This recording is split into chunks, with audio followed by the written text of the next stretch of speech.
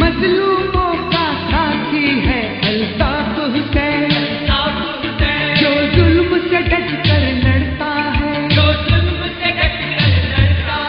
جو کہتا ہے وہ کرتا ہے، ہر مشکل سے جو ہنس ہنس کر ٹکرانے والا ہے، ٹکرانے والا ہے ساتھی، مظلوموں کا ساتھی ہے الطاف حسین۔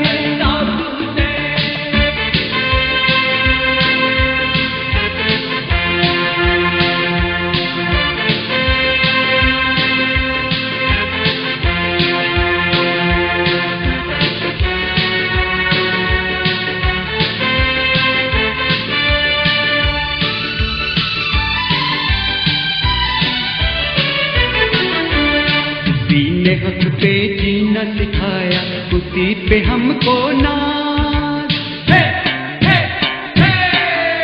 اسی نے حق پہ جینا سکھایا، اسی پہ ہم کو ناز، گلی گلی اب گونج رہی ہے اس کی ہی آواز، سب سے بلند اور سب سے اونچی ہے جس کی پرواز، مظلوموں کا نعرہ ہے الطاف حسین ساتھی،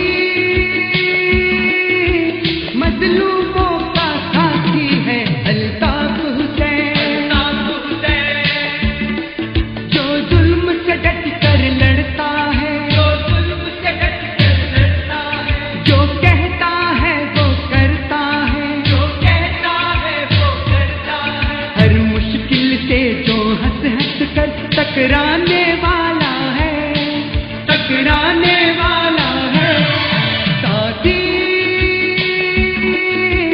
مظلوموں کا ساتھی ہے الطاف حسین۔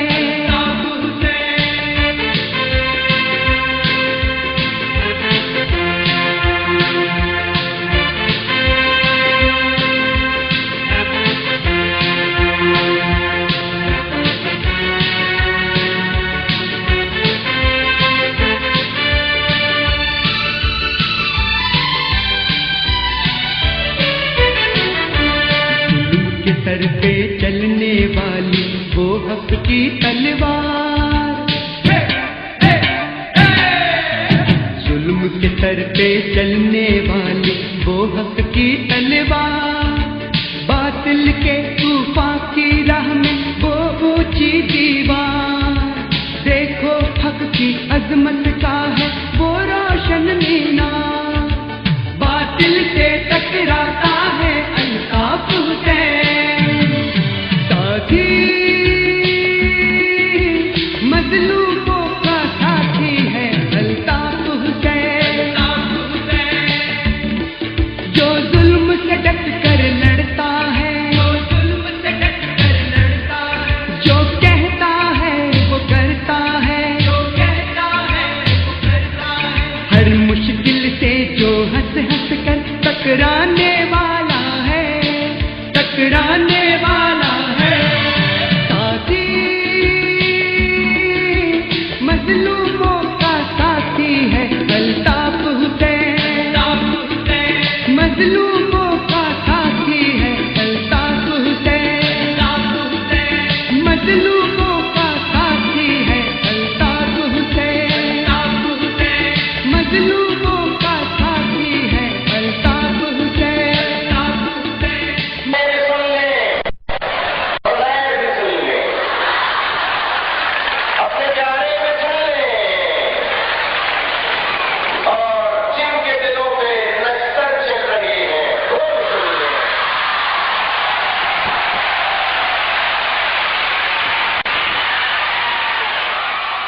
28 برس قبل شروع کی گئی مہاجر حقوق کی تحریک آج متحدہ قومی موومنٹ کی شکل میں ملکی سیاست میں اہم کردار ادا کر رہی ہے۔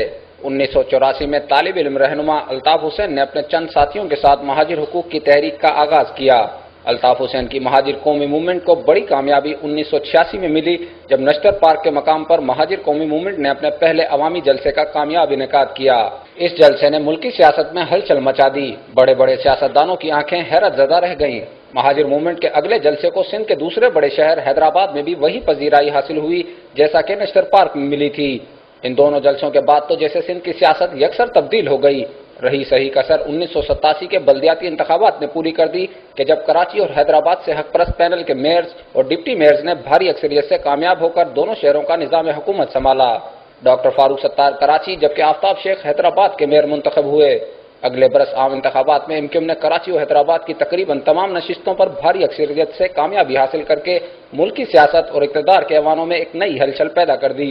یہی وجہ تھی کہ بڑے بڑے سیاستدانوں کا رخ بڑے بڑے بنگلوں اور محلات کے بجائے عزیز آباد کے ایک چھوٹے سے مکان کی جانب ہو گیا اور 9-0 کے مکین الطاف حسین کے آشیرواد حاصل کرنے کے جتن شروع ہوئے اور بے نظیر بھٹو، نواز شریف، فاروق لغاری، نوابزادہ نصر اللہ خان سمیت چھوٹے بڑے سیاستدان 9-0 یاترا پر آئے۔ 1990 کی دہائی میں ہی MQM کے خلاف ریاستی آپریشن کا آغاز کیا گیا، گو کہ مذکورہ آپریشن سے پہلے قومی اسمبلی میں 72 بڑی مچھلیوں کے نام ظاہر کیے گئے تھے، لیکن جب یہ آپریشن شروع ہوا تو اس کا رخ صرف MQM کی جانب موڑ دیا گیا۔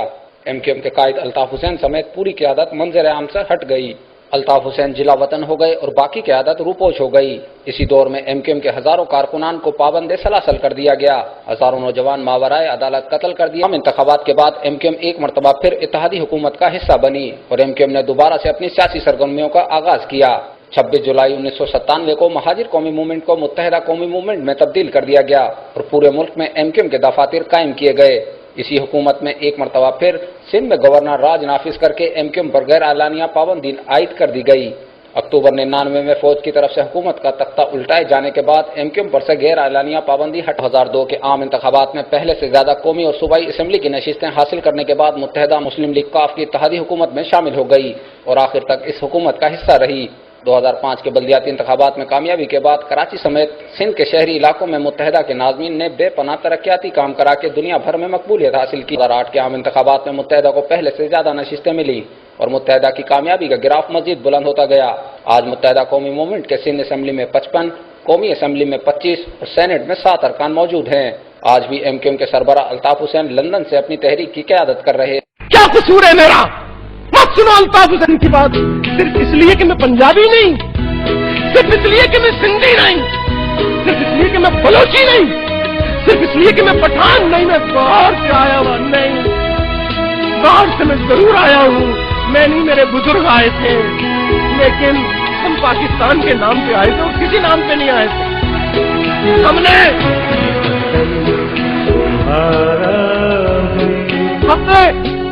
کسی ہندو دیش کے لیے ہمارے بزرگوں نے 20 لاکھ جانوں کا نذرانہ پیش نہیں کیا تھا، کسی ہندو دیش کے لیے نہیں بلکہ مسلمانوں کے ایک آزاد ہندوستان کے قیام کے لیے 20 لاکھ جانوں کا نذرانہ ہمارے بزرگوں نے پیش کیا۔ بچوں کو نیزوں پہ اچھالا گیا، ہماری ماؤں نے کہا کاٹ دو میرے بچوں کو، دبا کر دو میرے نوجوانوں کو، میرے بیٹوں کو، مگر ہم تو یہی نعرہ لگائیں گے، بٹ کے رہے گا ہندوستان، بٹ کے رہے گا ہندوستان، لے کے رہیں گے پاکستان، سینے پہ سینے پہ سینے پہ سینے پہ گولی کھائیں گے، پاکستان بنائیں گے۔ جب وہ مسلمانوں کو ان کے سامنے بوڑھے والدین کے سامنے وہ نعرہ لگائے گا پاکستان زندہ باد، ذبح کر دیا اور بوڑھے باپ سے کہا یہ تیرا دوسرا بیٹا ہے، بول اے بڈھے اسے بھی ہم قتل کرنے جا رہے ہیں، بول کیا بولتا ہے، کیا بولتا ہے؟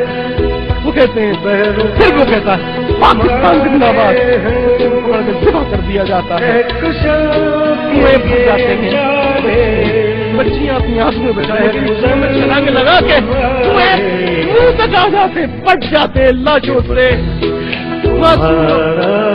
عورتوں کو پیٹ کاٹ کے نامعلوم بچوں کو نکال کے دیے جاتے، بولا یہ پاکستان بناؤ پاکستان۔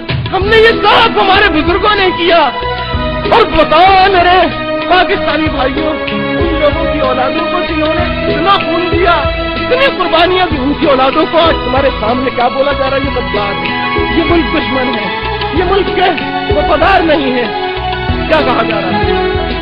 میرے بھائیوں، میرے بزرگوں، میری کوئی بات سنی لگی ہو تو میں آپ سے معذرت۔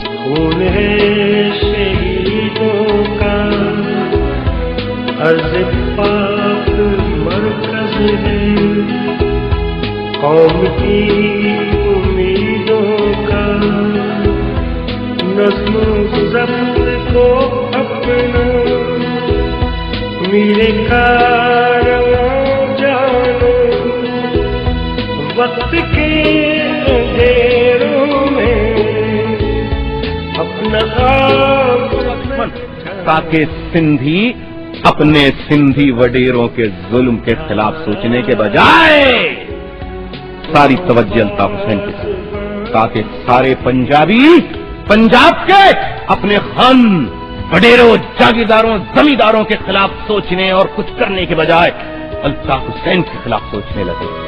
सारे पख्तूनों को इस तरह उनके माइंड को इस तरह पॉइजन किया कि सारे पख्तून अल्ताफ हुसैन पख्तूनों का दुश्मन, ये सोचकर अल्ताफ हुसैन के खिलाफ सोचने लगे और अपने खान सरदारों के खिलाफ सोचने और उनके जुल्म से निजात का कोई रास्ता तलाश करने के लिए तैयार न हो। यही हाल बलोचों के साथ। किस बात का हम जश्न मना रहे हैं? Golden jubilee. गलत। पाकिस्तान 1947 को बज़ाहिर आजाद हुआ, अंग्रेजों से, गोरे अंग्रेजों से, सफेद चमड़ी व्हाइट अंग्रेजों से 14 अगस्त 1947 की आजादी के बाद पाकिस्तान की कौम काले अंग्रेजों की गुलामी में आ गई। किधर आजादी है?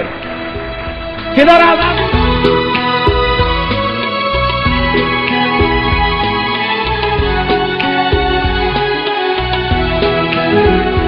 मेरे कारवां थे रूहे कारवां तुम हो, हम तो सिर्फ उन्वा थे, असल दास्तां तुम हो। नफरतों के दरवाजे इन पे बंद ही रखना, इस वतन के परचम को सर बुलंद ही रखना।